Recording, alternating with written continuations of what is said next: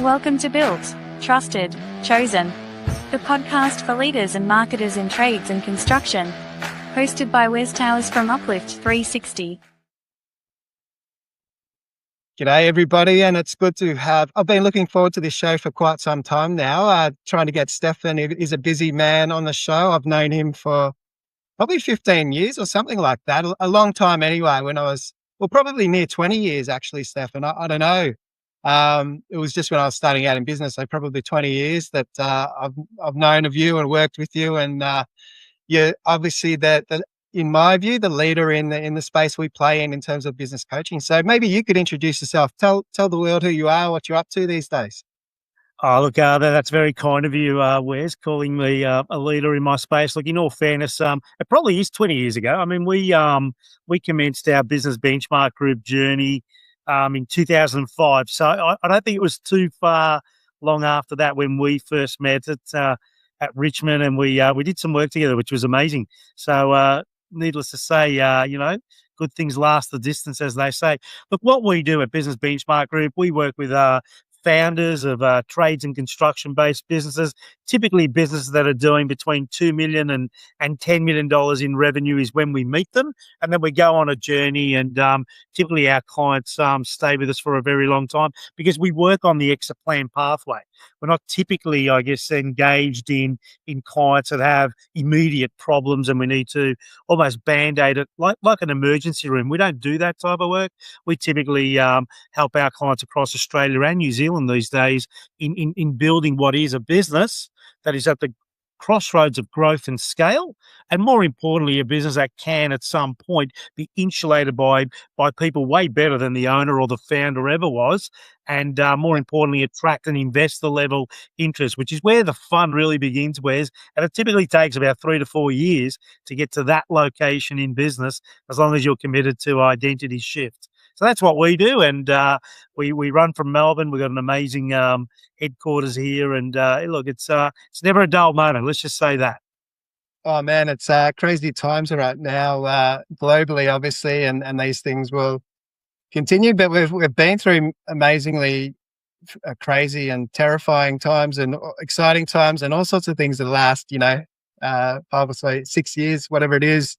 But these things are always bobbing up. There's always challenges, roadblocks, obstacles. That's part of running a business. I'm curious to know. So, I guess there's businesses who are just starting out and they're not at a level in which they're suited to working with someone like you. What is it that prevents a business keeps them too small, and that they can't sort of grow, or maybe they don't want to grow sometimes? Oh, look, I mean, the important piece about, anybody and most of us, in small business, when you think about founder-led businesses, yours being also the case, right? When, that first $1 million in business is really tough. And it's really tough because you're hands-on in a way that is unforgiving. So you're typically working on more tactical, foundational pieces, and it almost rhymes with a bit of survival when you think about it. Look, 7% of businesses in the world, Wes, and trades and construction is not exempt to this, ever get to $2 million revenue in a year. So for us, we have a motto at Business Benchmark Group, and there's plenty of businesses that are at that second phase or third phase of business, as we call it. But a startup just has a very different need to what is a business that's just entering that early stage of maturity, which is typically that $1.5 to $2 million revenue, or 5+ people on the team, full-time employees plus the owner. It's a very different set of skills and tools needed at that point. If I could just say it succinctly, the skills and tools to start a business are very different to the skills and tools to grow and scale a business. And that's typically when we come in. So we've really chosen that point of the juncture. And it takes a significant pedigree as a leader or a founder to be really excited about growth and scale. And if you had a choice, Wes, you can be a big business or you could be a rich business. And we are really clear about the clients we work with here. And it's about leverage and, more importantly, success over just being busy. Yeah, 100%. And I think that's so important with the changing dynamics. If you've got enough margin in there, you've got enough meat in a project, well, if things go a little bit sideways, you're not going to sink. You know, we saw a few years ago with the and still I suppose these days with builders really struggling because there wasn't enough margin and the building materials blew out, and then all of a sudden they're wearing massive you know, costs and not making a profit. So if you've not got enough meat in the project, I suppose that's a big challenge. Do you see that a fair bit? People are just not charging correctly when they come on board with you, or is that? Oh, well, that is a fundamental issue for many of our clients, particularly in that first year, just really unwinding what is a habit or a lack of pricing formula. So for many of us, we get to a certain stage in business, and again, it's about feeding the beast, the month in, month out, keeping the lights on, keeping our team employed, also putting some food on the table for ourselves as founder. But that doesn't necessarily rhyme with you've got your pricing dynamics or your pricing formulas set in stone. So for us, it's truly important at Business Benchmark Group and the message we have, whether you're a client or not a client, for us, it's about how do we continue to educate founders as to the importance of that anniversary point of reviewing and reflecting your pricing models. So whatever we're quoting on paper, because it all starts there, right? It all starts with how did I analyze or scope or price the job, estimate the job? It's all the same thing. And then how we deliver it. Are we within 1 or 2 percentage points? Because everything started with a scope, everything started with an estimation. Where's so you've always got something to review and reflect, as long as you are investing just as much time after you start delivering. So I've quoted something, I've won that job, now I'm starting to deliver. How much time are you investing in review and reflect what did we quote? What's actually happening in delivery? Because those goalposts is where it's where all the success factors is right there. How we that makes a lot of sense. How we delivering. Yeah, because if you're not measuring and reflecting, as you say, you might not be making the money. I suppose. Do you see this a little bit, particularly those early days clients where they thought one aspect of the business was where they were super profitable, but it turns out this other piece of the puzzle was much better for them once they start drilling down and measuring things properly. Well, interestingly enough, we called our business the Business Benchmark Group, not the business let's get busy or let's hope or wish group, right? So the importance of the way you deliver your work, the way you sell your work, the way you promise the delivery, the way you communicate. So when you think about business, right? Business, it's fairly simple as it relates to the 1, 2, 3. So if you were to score your business out of 10, 10 being high, of course, on reliability, what would the score be out of 10? If you were to score your business in attention to detail, 10 being high, what would that score be? If you were to score your business on communication to the outside world, to your customer, to your suppliers, to your team, how would you rate your business out of 10, 10 being high in communication? And if you score your business out of 10, 10 being high in integrity, now, if you could score 7 out of 10 on every one of those 4 elements, you don't have a pricing issue. Yeah. You don't have a pricing issue. 100%. Right. So the whole element of what business are we in? How do we ensure what we promise and what we deliver is close to each other? Now that also, that's the words element of that mindset. Then there's the numbers element, because words are good and stories are great, but the numbers don't lie. So the way you quote, estimate, or procure, or I guess price, and the way you deliver has to be in sync. So just going back to, we see it all the time. Like sometimes it's even mature businesses at $5 million, particularly construction, where we're sort of used to doing a certain pricing model. Now, our clients here, particularly after 2, 3, 4 years into what we do at Business Benchmark Group, their average margin is mid-20s. Like we have clients right now, Wes, that are cost plus at 30% plus and are winning work hand over fist. They're never, their work in progress is continuously at the edge of some really good quality work. Now, that has Yeah. zero to do with luck. That has to do with reputation and continual consistency and how we deliver on time and on budget. So Yeah. when we understand that reliability and attention to detail, well, they're two obvious pieces that rhyme with price. Whereas we sometimes get a bit nervous, and we're feeling it right now. Like if you sort of take a snapshot of our current state, emotional, financial, spiritual, like the world we're in right now, global and local, there's a state of, we're feeling, it's almost like going back, rewinding the clock 5 years ago, isn't it? Yeah, people are Yeah. feeling a level of high emotion, instability, a little bit of, okay, where are we as it relates to the crossroads in the world? And where are we as we relate to the crossroads of my business, my home, my environment? Yeah. There's this sense of unease going on right now. So we're on top of that. I mean, during the COVID years, we led our clients, and there was about 200, 300 clients that we led in Australia predominantly at that point through a significant unnecessary distraction to what Yes. was something that was empowerment. And for many of our clients today, some of our Hall of Famers today at Business Benchmark Group, 5-year plus clients, they absolutely had their kick up at that point where they didn't listen to the news. They didn't listen to their own voices in their head. They really got really deep about, okay, what can I control versus what I can't control? Now, pricing, Yeah. something you can control, Yeah. 100%. Yeah. You It's just building need to that learn level of to know value. What's Wes, that, you sorry? just need to say no in business. One of the most important Yeah. things you do in business is say no. Yeah. To build that level of value where you're getting your ideal clients as opposed to feeling as though you have to say yes to every little project just to, have some cash flow.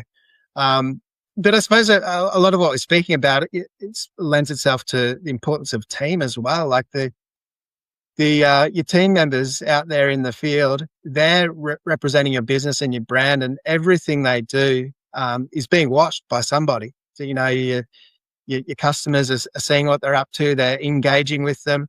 Um, how much do you work with the team kind of side of things with these businesses? Oh, look, most of the work we do at the early stages is definitely getting the founder, the owner, and their head, their mindset.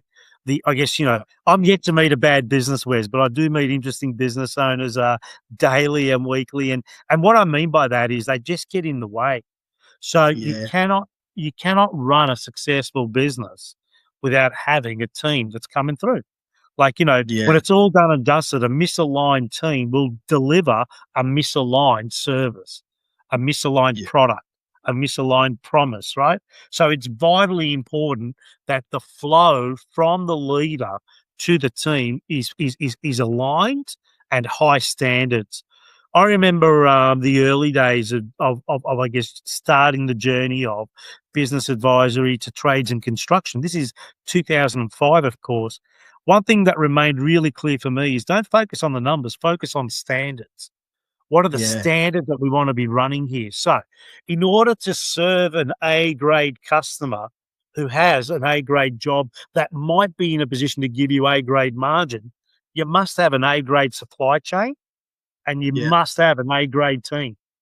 Otherwise, you'll Yeah. never serve the A grade customer. Or if you do, Yeah. you'll mess it all up. It's misaligned.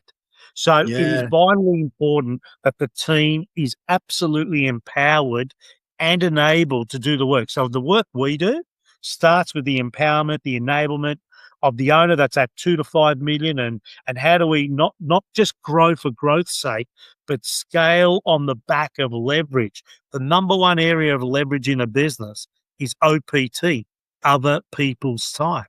That's called your Yeah. team.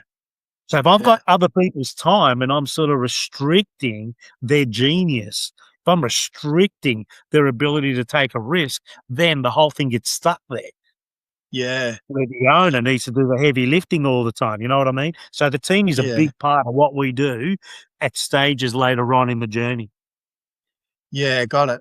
And so I suppose just thinking that through, so sometimes with team members, some will lend themselves to a potential leader one day, and others are just happy to plod along and swing the tools, so to speak. So, uh, do you go about identifying those, I guess, the cream of the crop who want to advance their careers further, as opposed to those who are just comfortable to chip along, day to day, do the work? And we all need those people who just do the tasks. They don't complain. They're just happy to do their time and get out of there. But the others who are really driven and motivated to become something bigger than what they currently are, how do you kind of work those people through? There's a couple of guardrails on this one, and it's vitally important that the guardrails are respected. First guardrail is no judgment. I've seen enough in my journey over 30 years in small business and, businesses that have, grown to 50, 70, 80 people, and others that have done an exceptional job at 10 people. So no judgment. Sometimes the guy that's the quietest and the perceivably, I'm just happy doing what I'm doing, don't bother me, that ends up being the best leader, like truly. Really? And then the other guardrail, so that's one extreme, no judgment. Yeah. As long as a leader, it's 100% inclusion, that's your job. And then 100% involvement is their job. If you give them enough rope, how involved they wish to be or how much they want to up level their current state is always on the beholder's, choice. It's the individual's choice. So sometimes when you meet a business or you meet the team and the guy that was just happy, as you called it, just swinging the tools, well, that guy just needs a different conversation for their lights and their fire and their belly to light up, right? Yeah. You just don't know. So no judgment. The second piece to this is no entitlement. Just because you're the longest serving team member or the one I've trusted since day one doesn't give you an entitlement to leadership. Yes. Because I can put a square peg in a round hole, that becomes uncomfortable for you. Now you feel the pressure of leadership. You don't like your job anymore. You don't know how to tell me because you feel I've done the right thing by you. You're letting me down. You end up leaving the business. So sometimes entitlement. Now that's one version of entitlement. And then the other reason, then the other one of entitlement is, well, I've been here the longest. I should be granted that position. Worst thing you can do. And there's plenty of examples, particularly with sport, that sort of describe this anecdote really well. So no judgment, no entitlement. So there's three parts to finding, and more importantly, discovering is probably a better word, leadership in your business. First things first. It's a three-part rule. First things first. A business that's going somewhere and your team as individuals have an opportunity to contribute to that journey is one of the most important reasons why people join and stay on your team. So as the leader, are you clear about your vision? Are you clear about what we stand for? Are you clear and absolutely aligned with your team, our standards? So a business going somewhere and everybody belongs and can contribute is the first reason why leaders come out of their shells in your team. Second reason, gratitude and appreciation. Catch them doing something good. Yeah, true. Yeah. It's easy to highlight the. So if you think you highlight the negative things all the time, and because you need to address negative things, but to catch them doing something good. How'd you phrase that again? Is that what you said? Yeah. Catch them doing something good. Gratitude and appreciation. So if you think about reason number one and reason number two, how to grow leaders in your business, there's no money down. It's just a commitment by leadership to be really optimizing communication, which is where that empowerment and enablement, everybody gets the same opportunity. So if we can just resonate with that.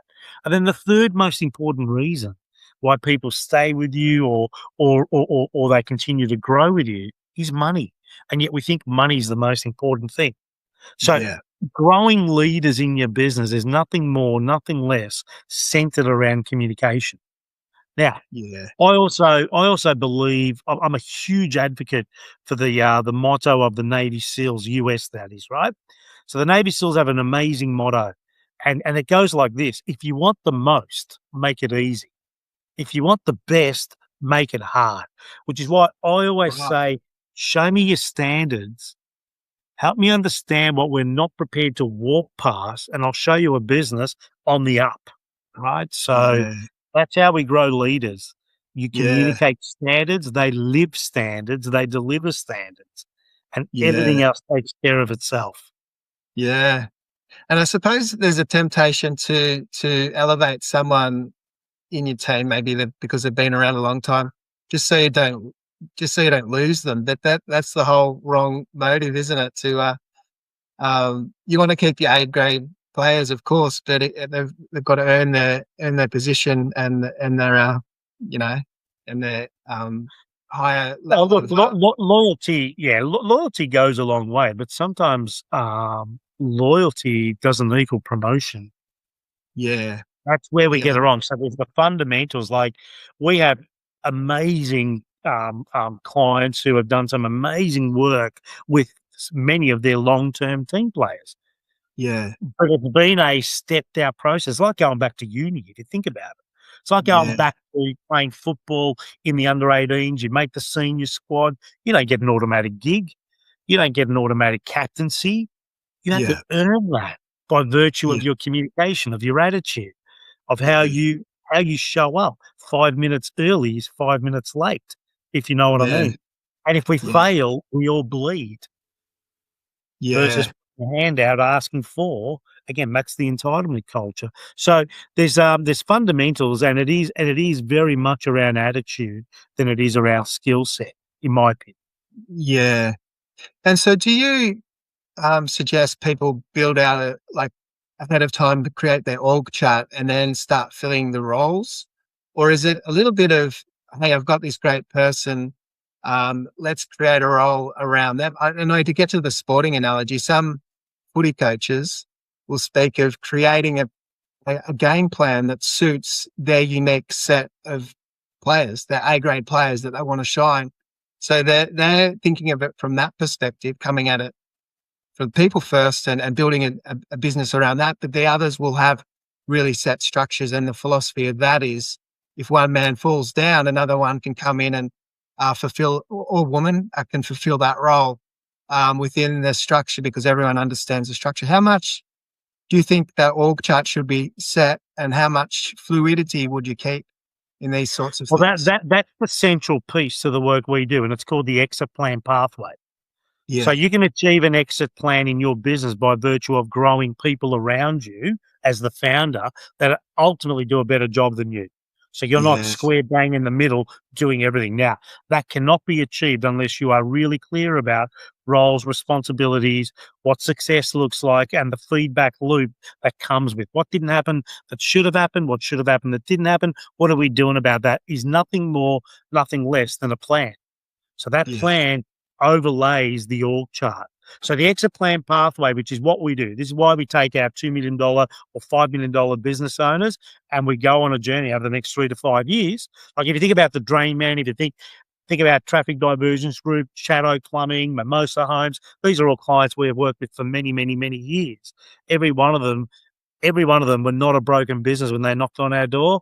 And we leveraged over 5, 10, 15 years, in some cases, their ability to continuously regenerate the org chart. So if you think about the org chart, that is yeah, the most important system in your business. So great systems executed by good people end up being great people innovating great systems. That is the growth. That is the vacuum of growth and leverage. Now, yeah, the other thing to think about there, Wes, is there is no such thing as a business that doesn't have people, the right people in the right roles, the right responsibilities, absolutely getting paid the right money will always deliver the right results. But it's a yeah, feedback system, the scorecard, roles and responsibilities, KPIs, critical drivers, numbers, which is your scorecard. Those two things is the cornerstone of continued leverage, right? yeah, So the org chart is a fundamental piece once you come out of survival, which is the first $1 to $2 million in business. The yeah, only thing that gets you to the next phase and the next phase after that is the look and feel and the evolution of your org chart. I'll go one step further. So 70% of your people right now, let's say you got 10 people on the team, 7 out of 10 of them, including you, are looking for what we would call a regeneration process. In other words, how do I continue to regenerate myself?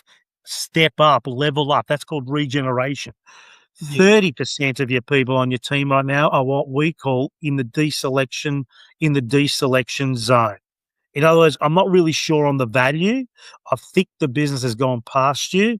I'm not sure you're delivering on time and on budget or adding any value to the business, even if you are arms and legs, particularly in a time where technology and automation is far superseding people who have no care factor. So 7 out of 10 of your people are what we call are in the regeneration zone.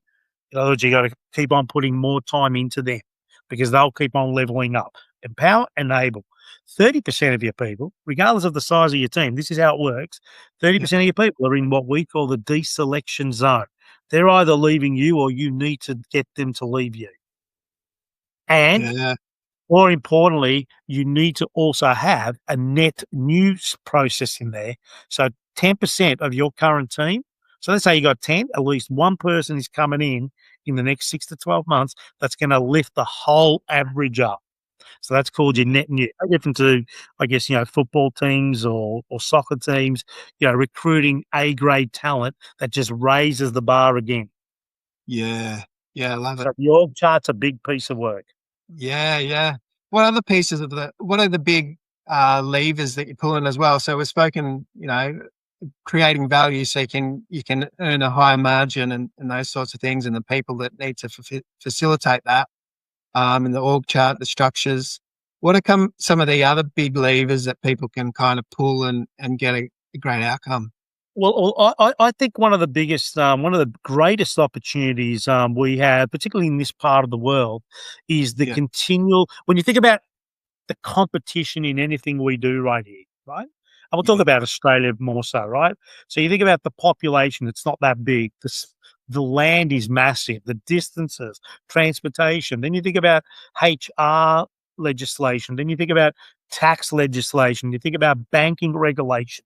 If you can succeed in Australia, you can succeed anywhere in the world. Like we have a handful of our clients that are exporting project management right now to the US, and they're running a $25 million business. We've also got project management businesses exporting to Papua New Guinea. So if you think about those sort of opportunities, think about the world in its, forget about the little speed hump we're experiencing right now, which is just one of those things that, you got to work around that and see it through. It will finish at some point soon. It will be 2026 when all this thing is over at some point. But in fairness, you've got to see past that. One thing about business, it never ends. No different to your adult life unless you decide to end it, right? So you got to keep on moving through. So in business, when you think about one of the biggest levers is how do I ensure I can build a business that's going to last 100 years? That's 4 generations, and have it at any time, Wes, at any time, attracting an investor level interest. Yeah. So I love that idea of levers, if you think about the levers we want to be pulling here, so what is your niche? So when I say the drain man, what do you reckon the drain man over the last 17 years, he's been a client of ours, what do you reckon he's known for? Yeah, absolutely. It's brilliant niche, isn't it? Yeah, he's cleaning the drains. Same as the grout guy. I needed some grouting done, so I just went to the grout guy because that's what he does. So isn't that interesting, right? So what is the reputation that you are building? That is, interestingly enough, and you're all over this because you're in marketing, right? What is the reputation that you're building? Business benchmark group, not business hopeful or wishful or let me coach you and I'll read a book before I meet you because I really don't know what to say to you. What is the reputation of success that you are building for your end user client? So when you think about building a business, the levers that we need to pull that rhyme with repeat business and referral business. Forget about what your specialty is. Are you building repeat and referral? Yeah. Because if you're delivering results to your customer, and you can absolutely point the finger at this is what we promised and this is what we're delivering. It's really close, right? That rhymes with a 5-star Google review, a case study, a testimonial. So if I had $10 in my pocket, Wes, I would always invest $9.99 in making sure, what did I promise? What am I delivering? Is it as close and aligned as each other? Which is the start of our conversation today, the pricing piece, the value piece, the reliability piece. That is a lever known as your customer journey. That is endless. Yeah. Regeneration. Keep on focusing on, are we delivering on time and on budget for the business, on time and on budget, and a little bit more than what we promised, and you build a business that goes 100 years. I promise you will. So look, during our discovery calls, which is very much an invitation to anyone that's hearing or listening to this episode, and they wish to reach out, the discovery calls, and mention Wes's name so you get through the traffic that we have sometimes for those reaching out for a no obligation. Like literally, it's a no obligation call. It goes for about 15 to 30 minutes, and we unpack some of this stuff. Where is the low hanging fruit in your business right now to create a game changing next 5 years? Like literally. So to me, the lever of reputation, because it's reputation that creates retention. It's results that creates retention. It's absolute being clear about your ability to deliver on time and on budget in your chosen sliver, your chosen niche, which ensures that you're building a business that can stand the test of time, 100 years. Yeah, that's so brilliant. And I love the idea of building something for the exit in mind, even if you don't intend on selling right away. It's building all the foundations in place. So you've got resilience in your business. So you're built in a way so you can even have a holiday, even if you want to keep the business for a long time, you can go away with your wife and family and whatever it is. Yeah. Where's the exit plan pathway? Like literally, and what you just said, what we know is the only way people think about it. No, the exit plan pathway, you get to choose on your terms what you're letting go of. What are you exiting day to day, mate? You can run this business for the next 20 years, but do you really need to be doing everything? How do we elevate and optimize delegation? How do we elevate and optimize empowerment, enablement to our team that are clear about how they get measured? So exiting is not just, I'm out of here, I've sold. I mean, when you really think about it, what it takes to get to a business, to build a business that's delivering predictable profit. When you think about what it takes to get there, why would you sell unless it's a 7-to-1, an 8-to-1, a 9-to-1? Like we got 3 clients in due diligence right now that are all being courted for about $30 to $40 million each. And literally 9 years ago, they couldn't rub 3 shekels to go to Jerusalem. Right? So when you think about this, it's build it as if you're going to own it for 100 years and always have it ready to be attracting an investor level acquisition. That's a 5, 6, 7 to 1, right? Yeah. So 100%, 100% encourage everyone listening to jump on and take the opportunity for what discovery call did you call it? Oh, yeah. So where do they find that? So they'll find it on our website. You can just click a button that says Discovery Call. If you actually click that button and say Wes Lofts podcast, we'll ensure we'll get you through the traffic on that particular list of business owners. And again, it's no obligation. We have plenty of people that reach out, and they don't necessarily become clients, and that's okay. If we can just add 1%, one thing that changes someone's trajectory in the right manner, you don't need to be a client of ours. We're cool with that. Yeah, that's brilliant. We share a few clients, and I know your reputation is outstanding. They all speak really well of you and the outcomes they've achieved. Some of them have been with you a number of years, some fairly new, but they all have the same stories to share, that it's a phenomenal experience and they've got to do the work, but they get the outcomes and the results that they're looking for. So well done on you and your team. Obviously, I know you've got a substantial team now, and not like when you started. Like all of us, we start out small, and you've built out to something substantial now. So well done, Stefan.